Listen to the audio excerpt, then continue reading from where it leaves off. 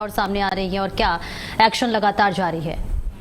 देखिए, ये गर्व की बात है कि हम उत्तर प्रदेश के निवासी हैं, उत्तर प्रदेश के रहने वाले हैं, उस जगह पर रहते हैं जहां पर जाके निजाम, जहां के मुख्यमंत्री जो कि योगी आदित्यनाथ जैसे ऐसे मुख्यमंत्री हैं जो न्याय प्रिय मुख्यमंत्री हैं, जो जीरो टॉलरेंस की नीति अपनाते हैं। कहीं अपराध होता है तो जीरो टॉलरेंस नीति काम आती है और सीधे तौर पर यही सामने आया भी है कि जीरो टॉलरेंस नीति के तहत ही असद का एनकाउंटर हुआ है। असद जख्मी हुआ, उसे अस्पताल में भर्ती कराया गया, देर रात उसकी मौत हो जाती है। साथ ही साथ असद के पिता नवाब को भी गिरफ्तार किया है, फरहान उसका दोस्त, आतिफ उसका दोस्त, इन सभी को गिरफ्तार किया है, जिन्हें मेडिकल परीक्षण के बाद सीधा जेल भेजा जाएगा। हालांकि ये तीनों का भी एनकाउंटर की मांग जो स्थानीय लोग कर रहे थे और जो पीड़ित परिवार है वो भी कर रहे थे, लेकिन फिर भी जितना भी हुआ है वो बहुत है। और गाजियाबाद के परिवार, गाजियाबाद पुलिस का धन्यवाद किया गया है परिवार की तरफ से, और उत्तर प्रदेश के मुख्यमंत्री योगी आदित्यनाथ का भी तहे दिल से शुक्रिया कहा गया है। उनके परिवार के द्वारा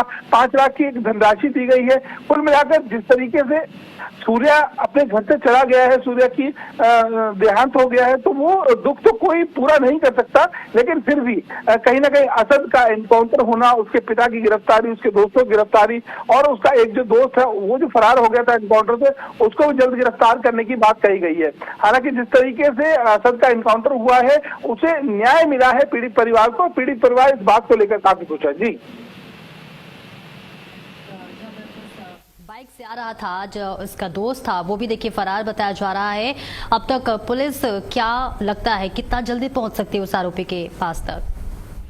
देखिए, पुलिस का कहना है कि उसे जल्द गिरफ्तार किया जाएगा। हालांकि चूंकि असद अब इस दुनिया में नहीं है, नहीं तो असद से पूछताछ होती कि कौन शख्स था, वो कौन उसका दोस्त था जो कि मोटरसाइकिल पर सवार होकर आया था और इंद्रपुरम इलाके से होकर गुजर रहा था और अपने किसी दोस्तों से मांग कर रहा था, पैसों की मांग कर रहा था जिससे वो इस इलाके से फरार हो सके। लेकिन पुलिस को मुखबिर के द्वारा ये सूचना मिली थी कि असद अपने एक दोस्त के साथ में इंद्रपुरम इलाके से किसी को अपने घर से मंगवा सकता है, पैसे मंगवा सकता है और इस इलाके से फरार होने का प्रयास कर सकता है। और तभी पुलिस से चेकिंग के दौरान इन दोनों को रुकने का इशारा किया। एक्शन जारी है और जो आरोपी फरार है उसकी खोजबीन की जा रही है। बहुत बहुत शुक्रिया जितेंद्र इस महत्वपूर्ण जानकारी के लिए।